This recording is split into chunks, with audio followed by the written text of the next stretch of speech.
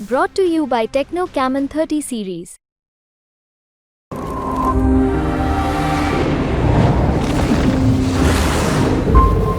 चौंकाने वाला होगा क्योंकि इस बार कांग्रेस पूरी फाइट दे रही है और बीजेपी जो है पिछले चुनाव के बजाय जो है इस बार कहीं ना कहीं ग्राफ गिरता नज़र आ रहा है। काफ़ी उन्होंने मेहनत भी की है और एक सहज आदमी है, लोग उन्हें पसंद कर रहे हैं। तो मैं ये कहना चाह रहा हूँ कि भी नायब सिंह सैनी जो है भारी बढ़ रहे हैं। त्रिलोचन सिंह का चुनाव उठ नहीं पाया और वो ना उठने की वजह ये थी शायद उनकी पार्टी के जो तमाम नेता थे वो उनका साथ नहीं दे पा रहे थे। शायद टिकट किसी और को मिलती। कांग्रेस मैदान में जरूर उतरी थी लेकिन वो एक नहीं थी और यही इसी चीज़ का बेनिफिट जो है बीजेपी को खासकर करनाल विधानसभा में मिला है। हरियाणा तक में आपका स्वागत है।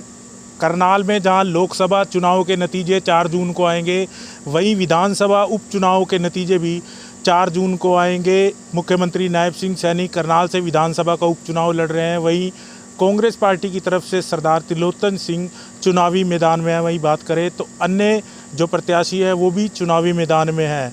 क्या कुछ रहने वाला है? हमारे साथ इस समय करनाल के कुछ सीनियर पत्रकार बने हुए हैं और विधानसभा जो उपचुनाव होने हैं उसमें क्या कुछ रहने वाला है, कौन जीतता है, कौन इस समय आगे चल रहा है, ये सीधा बातचीत कर लेते हैं। सबसे पहले सीनियर पत्रकार KC आर्य जी हैं। सर, क्या कुछ कहना चाहेंगे, किस तरह देखते हैं विधानसभा उपचुनाव में जो मुख्यमंत्री नायब सिंह सैनी हैं, वहीं दूसरी तरफ से सरदार त्रिलोचन सिंह, फिलहाल जो मुकाबला लग रहा है इन दोनों के बीच में है, किस तरह देखते हैं, क्या कुछ कहना चाहेंगे? बिल्कुल, मैं आपको बता दूं करनाल से जो है मनोहर लाल खट्टर लोकसभा चुनाव में खड़े हैं और वहीं विधानसभा में नायब सैनी जो कि मुख्यमंत्री यहाँ पर हैं, हरियाणा के मुख्यमंत्री हैं, वो करनाल से उम्मीदवार हैं। वहीं जो कयास लगाए जा रहे हैं 4 तारीख को, जो 4 जून को रिजल्ट आने वाला है, वो कहीं ना कहीं चौंकाने वाला होगा क्योंकि इस बार कांग्रेस पूरी फाइट दे रही है और बीजेपी जो है पिछले चुनाव के बजाय जो है इस बार कहीं ना कहीं ग्राफ गिरता नज़र आ रहा है। विधानसभा चुनाव की बात करें, जो विधानसभा का उपचुनाव होने वाला है उसमें जो है मुख्यमंत्री नायब सिंह सैनी है, उस पर क्या कुछ रहने वाला है? बिल्कुल, नायब सैनी जो कि यहाँ पर पहली बार विधानसभा का चुनाव लड़ रहे हैं और बाय इलेक्शन में कहीं ना कहीं वो जीत हासिल करते नज़र आ रहे हैं। इसको देखते हैं क्योंकि उनके जो सामने है विपक्ष का जो दूसरा नेता है कांग्रेस का सरदार त्रिलोचन सिंह, वो कहीं ना कहीं खुद ही अपनी हार स्वीकार कर चुके हैं। जैसा कि उन्होंने व्हाट्सएप पे, सोशल मीडिया पे वायरल भी कर दिया है कि उनके पीठ में छुरा घोंपा गया है, तो कहीं ना कहीं वो हारते नज़र आ रहे हैं, उन्होंने स्वीकार कर लिया। और इसका दूसरी तरफ नायब सैनी जो बीजेपी यहाँ पर विधानसभा उम्मीदवार हैं, वो कहीं ना कहीं एक बड़ी जीत हासिल कर सकते हैं। हालांकि चुनावी नतीजे 4 जून को आएंगे। कुछ और सीनियर पत्रकार हैं हमारे साथ, पवन शर्मा जी हैं जो पिछले कम से कम 25 सालों से लगातार जो है पत्रकारिता कर रहे हैं। क्या कुछ कहना चाहेंगे पवन शर्मा जी, किस तरह देखते हैं विधानसभा उपचुनाव में जो है मुख्यमंत्री नायब सिंह सैनी चुनावी मैदान में है, किस तरह का जो है फीडबैक निकल कर आ रहा है? जी, मेरा जो आकलन है, नायब सैनी जी जब चुनाव शुरू हुआ था, टिकट लेकर आए थे तो लग रहा था कि यहाँ पर पंजाबी उम्मीदवार सामने हैं तो कड़ी टक्कर होगी। त्रिलोचन सिंह जी पंजाबी समुदाय से आते हैं तो लेकिन धीरे धीरे जैसे जैसे चुनाव आगे बढ़ता गया, नायब सैनी ने अपनी मैनेजमेंट के हिसाब से और कार्यकर्ताओं को जिस प्रकार से उन्होंने हैंडल किया और उनका चुनाव जो आगे बढ़ा तो वो थोड़ा सा भारी पड़ते नज़र आए और बाद में गुटबाजी की वजह से कांग्रेस में भी थोड़ा सा वो नज़र आई है, उनकी जो एकता थी वो जो पूरी तरह से नज़र नहीं आ पाई, तो उसकी वजह से उनका चुनाव थोड़ा सा कमज़ोर नज़र आया। और हमें लगता है कि जिस हिसाब से चुनाव हुआ है, मुख्यमंत्री वो हैं, उनको घोषित किया हुआ है, तो मुख्यमंत्री को चुनने के लिए उनको जनता को कहीं जाने की ज़रूरत नहीं है, मुख्यमंत्री उनका ऑलरेडी पहले से ही तय किया हुआ है। तो मुझे लगता है कि नायब सैनी की जीत में कोई आशंका कहीं नज़र आती नहीं है और त्रिलोचन सिंह जी को जो उन्होंने बाद में बयान दिए हैं उससे भी लगता है कि उनको भी कहीं न कहीं खतरा नज़र आ रहा है अपनी सीट को बचाने के लिए। और क्या कारण हो सकते हैं जीत के? हालांकि नतीजे 4 जून को आएंगे, उसके बाद ही पता चल सकेगा। नायब सैनी की मैं आपको बता दूं, नायब सैनी की जीत के काफ़ी और भी फैक्टर हैं जिसमें सभी समाज जो OBC वर्ग से वो आते हैं, उसके अलावा पंजाबी समाज की ये जो सीट रही है, लेकिन मनोहर लाल खट्टर की वजह से पंजाबी जो वोट हैं वो भी उन्हें मिल रही हैं और अन्य जो समाज है OBC समाज है वो भी एकजुट होकर उनके साथ लगा हुआ है। उन्होंने लिखित में उनको कई जगह पे तो लिखित में उनको गारंटी भी दी है कि हमारा पूरा समर्थन आपके साथ है। तो इससे हमें लगता है कि जो है ना, और दूसरा एक और बात है, कार्यकर्ताओं को सम्मान देना और उनको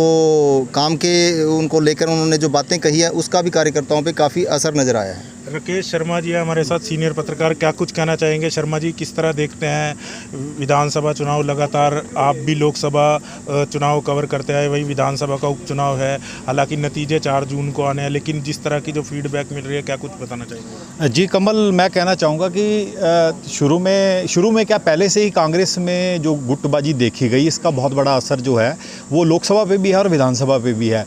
और दूसरी बात, मुख्यमंत्री नायब सिंह सैनी एक सीएम चेहरा भी है, और सीएम चेहरा जो एक सीएम सिटी रहे वो भी लोग देखते हैं। दूसरा, ओबीसी का वोट बैंक लेने के लिए भी उन्होंने जो नायब सैनी को उन्होंने आला हाईकमान जो बीजेपी की है उन्होंने चुना। और तीसरा जो मुख्य पॉइंट जो है पंजाबी वोट बैंक, जो ऑलरेडी पहले ही जुड़ा हुआ है बीजेपी के साथ काफ़ी ज़्यादा, और वो भी जो है खट्टर साहब को भी देखते हुए कि पंजाबी वोट बैंक, और इसलिए भी उनका साथ रहा, काफ़ी उन्होंने मेहनत भी की और एक सहज आदमी है, लोग उन्हें पसंद कर रहे हैं। तो मैं ये कहना चाह रहा हूँ कि भी नायब सिंह सैनी जो है भारी बढ़ रहे हैं इन पर। किस तरह देखते हैं? हिमांशु लगातार फील्ड पर थे, क्या कुछ नतीजे आने वाले? हालांकि जनता ने जो नेता है उनकी किस्मत ईवीएम में बंद कर दिया इस समय। देखिए, विधानसभा उपचुनाव की बात कर रहे हैं आप, मुझे लगता है बीजेपी ये सीट निकाल लेगी। वजह ये है, त्रिलोचन सिंह का चुनाव उठ नहीं पाया, और वो ना उठने की वजह ये थी शायद उनकी पार्टी के जो तमाम नेता थे वो उनका साथ नहीं दे पा रहे थे। शायद टिकट किसी और को मिलती तो ये चुनाव थोड़ा सा और उठ सकता था।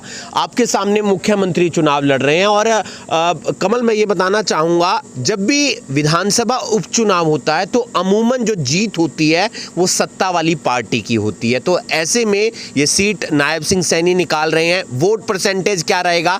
पिछली बार जो 2019 का चुनाव था वो करीब 45,000 वोटों से मनोहर लाल जीते थे, उन्होंने त्रिलोचन सिंह को हराया था। हालांकि 2014 के मुकाबले वो वोट परसेंटेज कम हुआ था।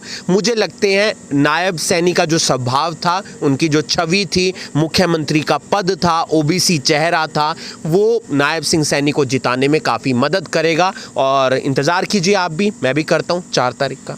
करमजीत सिंह विर्क जी है, क्या कुछ कहना चाहेंगे सर? किस तरह देखते हैं? हालांकि नतीजे 4 जून को आने हैं, लेकिन लगातार आप भी कवर करते रहे, क्या कुछ रहे? विधानसभा उपचुनाव की बात करते हैं। कमल, देखिए, सबसे बड़ी बात है कि सभी साथियों ने जो चीज़ कही है वो कहीं ना कहीं फिट बैठती हुई नज़र आ रही है।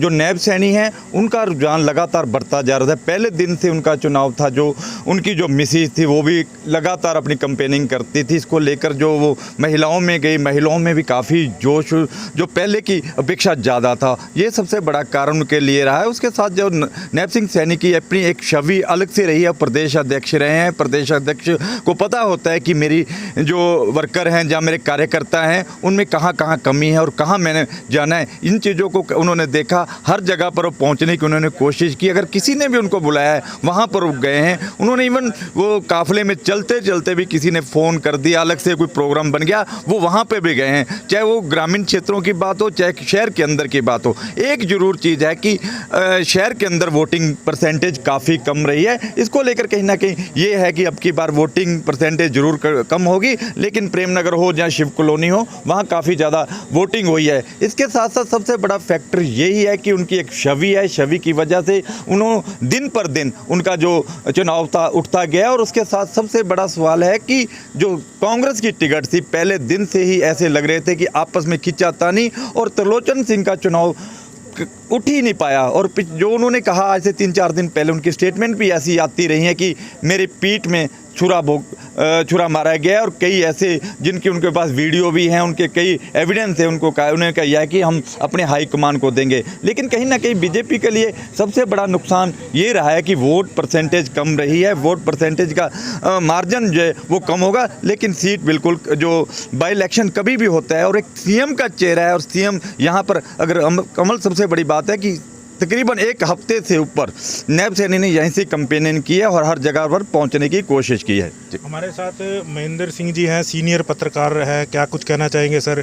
किस तरह देखते हैं? हालांकि लोकसभा चुनाव के नतीजे में, लेकिन अहम सीट मानी जा रही है कि करनाल विधानसभा उपचुनाव, मुख्यमंत्री नायब सिंह सैनी खुद मैदान में है। लगातार आप फील्ड में रहे, किस तरह के रुझान देखने को मिल रहे हैं और क्या रुझान हो सकते हैं? देखिए कमल जी, सबसे पहले तो मैं एक बताना चाहूँगा आपको कि नायब सिंह सैनी एक ऐसा चेहरा है जिन्होंने हरियाणा के कई मुख्यमंत्रियों के उस स्वभाव को बदलने का काम किया कि जनता से दूरी बना के रखते हैं। नायब सिंह सैनी शायद प्रदेश के ऐसे पहले मुख्यमंत्री होंगे जिनकी लाखों लोगों के मोबाइल में सेल्फी मिलेगी आपको। ये उनके मिलनसार स्वभाव को दर्शाता है और यही वजह रही है कि उनकी जो लोगों के साथ जो रीच रही है वो ज़्यादा रही है। उन्हें बहुत कम समय के कैंपेनिंग में लोगों के दिलों में अपनी जगह बनाई है। दूसरी बात ये है कि एक ओबीसी चेहरा है तो ऐसे में उनको समर्थन जो है एक बड़े वर्ग से मिला है, क्योंकि करनाल की बात की जाए तो 40 से 42% जो है ओबीसी वोट बैंक है, तो उनको एक तरफा समर्थन उनका इस वजह से मिला है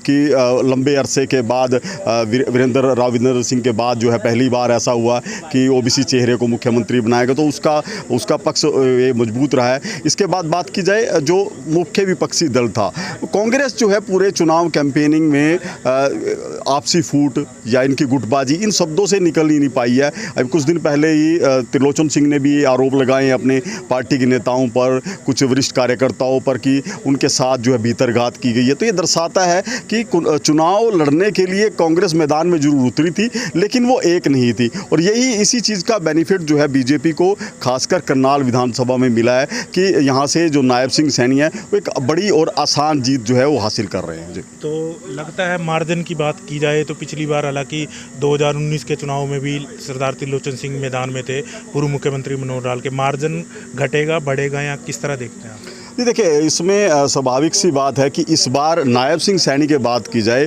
तो नायब सिंह सैनी का मार्जिन जो है विनिंग मार्जिन वो बढ़ता हुआ दिखाई दे रहा है, क्योंकि उनको मैंने जैसे आपको पहले बताया कि ओबीसी वर्ग से एक तरफा समर्थन मिला है। हालांकि कुछ लोगों में बीजेपी के प्रति नाराज़गी जरूर थी, लेकिन जैसे जैसे नायब सिंह सैनी ने अपना कैंपेन किया है और वो लोगों से मिले हैं, चाहे वो पार्टी के कार्यकर्ता हों या समर्थक हो, उन्हें कहीं ना कहीं बड़े लेवल पर जाकर जो है नाराज़गी को दूर किया और यही उनका मजबूत पक्ष है। तो ये थे हमारे साथ करनाल के सीनियर पत्रकार। फिलहाल 4 जून को चुनावी नतीजे आने हैं, लेकिन पत्रकार कहीं ना कहीं जो लगातार फील्ड पर उतरकर काम करते हुए नजर आ रहे थे, वह अपनी प्रतिक्रिया अलग अलग तरीके से रखते हुए जरूर नजर आ रहे हैं। फिलहाल 4 जून का इंतजार कीजिए। करनाल से हरियाणा तक के लिए कमल की रिपोर्ट।